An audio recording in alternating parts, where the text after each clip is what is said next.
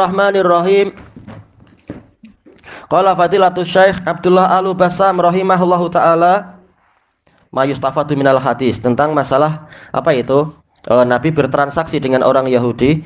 As-salisah wa fihi jawazu muamalati man aksaru maluhu man aksaru malihi haram. Aksaru malihi haram. Boleh kita bertransaksi dengan orang yang mana mayoritas dari hartanya adalah haram. Yahudi akalun alisuhud, suka memakan yang haram. Bukan akilun tapi akalun, banyak memakan yang haram-haram. Tayyib, selama tidak jelas yang di hadapan kita, di pinggan kita ini makanan yang haram, maka apa? Maka kita masih boleh untuk bermuamalah dengan dia. Nabi menerima hadiah mereka, Nabi beli dari mereka dan seterusnya. Baik itu makanan ataupun pakaian dan yang lain-lain.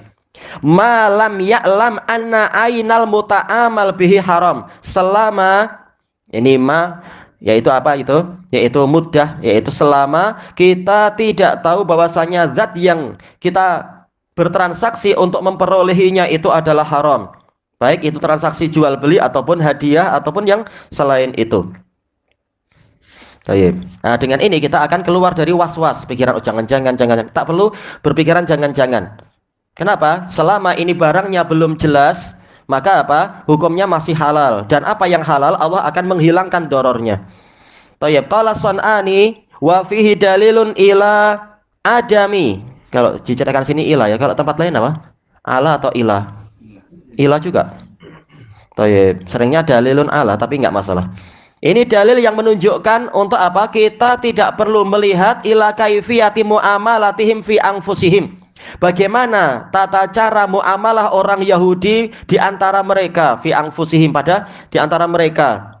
Yang penting apa? Sekarang Yahudinya mungkin datang ke kampung, lalu apa? Jualan apa itu istilahnya barang-barang yang memang halal. Gak perlu kita lihat gimana cara Anda memperolehi barang ini dari toko yang besar, tak perlu. Itu bukan urusan kita.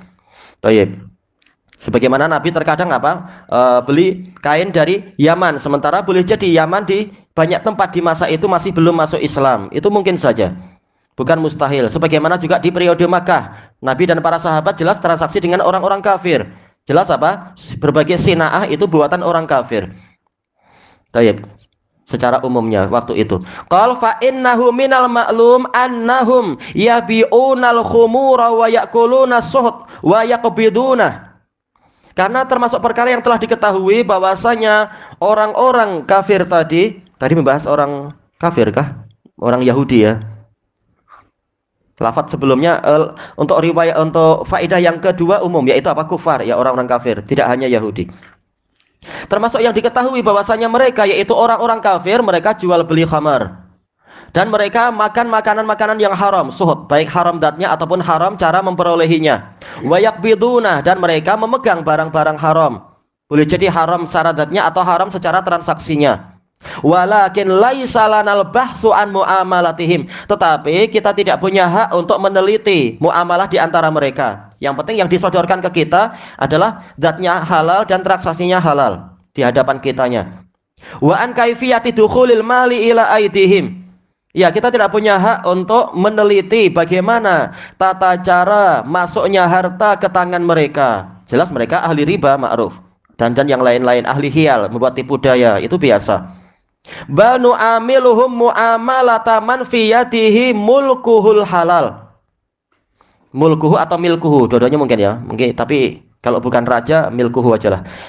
Bahkan kita mempergauli mereka, muamalah dengan mereka dengan transaksi seperti transaksi orang yang di tangannya itu memang barang dia itu halal. Hatta yatabayyana lana khilafuh, sehingga jelaslah bagi kita yang menyelisihi itu. Ternyata apa? Kita lihat, oh ini adalah apa? Motor yang motor curian dari tetangga, dari kampung sebelah. Jelas kalau seperti ini kita nggak boleh. Jangan kita pura-pura gelap mata, nggak, di hadapan buta mata. Enggak, ini dia jual beli dengan saya halal, saya sudah serahkan, masalah ini ternyata motor kamu, tak kisah. Enggak boleh macam itu. Sudah tahu ini adalah barang curian, datnya itu tak boleh kita lanjutkan. Karena apa? Salah satu syarat jual beli tidak terpenuhi. Apa itu? Yaitu barang yang dijual adalah milik si pembeli atau wakilnya. Sementara sekarang terbukti ini bukan milik si pembeli, ini curian, maka tidak boleh.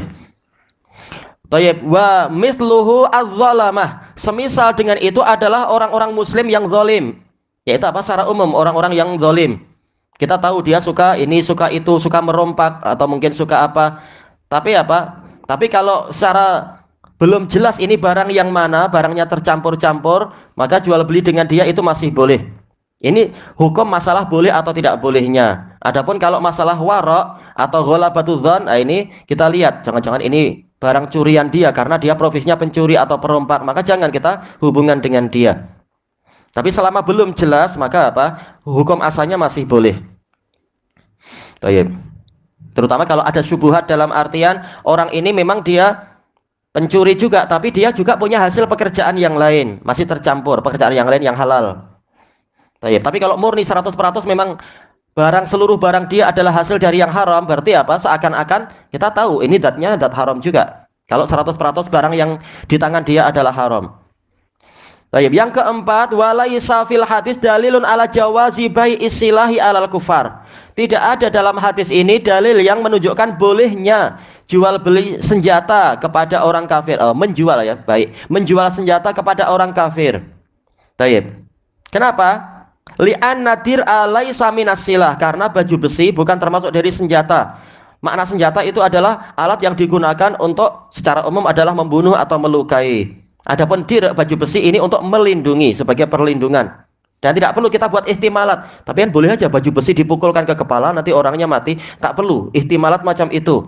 Karena apa? Boleh jadi nanti jual beli bantal pun nggak boleh. Bantal boleh ditutupkan ke hidung, orang boleh mati juga. Nanti kita was-was itu, semuanya haram. Nggak boleh.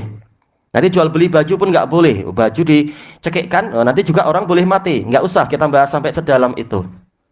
Baik. Tapi apa? Secara umum yang memang dia adalah senjata pembunuh atau yang seperti itu nggak boleh dijual ke orang kafir. Selesai.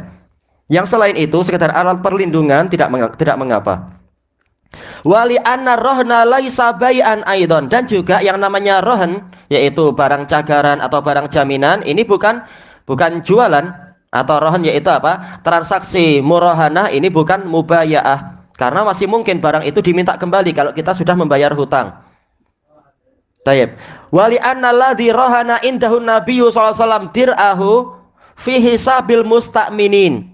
Dan dalil yang lain apa? Sisi pandang yang lain, orang yang mana Nabi sallallahu alaihi wasallam meletakkan cagaran berupa baju besi tadi, dia terhitung dari kalangan musta'minin, orang yang minta keamanan, yaitu orang zimmi dan yang semacam itu, bukan kafir harbi yang betul-betul langsung apa? Ingin memerangi kita. Alladzina tahtal himayati wal hirasah, yang mana mereka itu di bawah pemeliharaan dan penjagaan, pengawalan kita.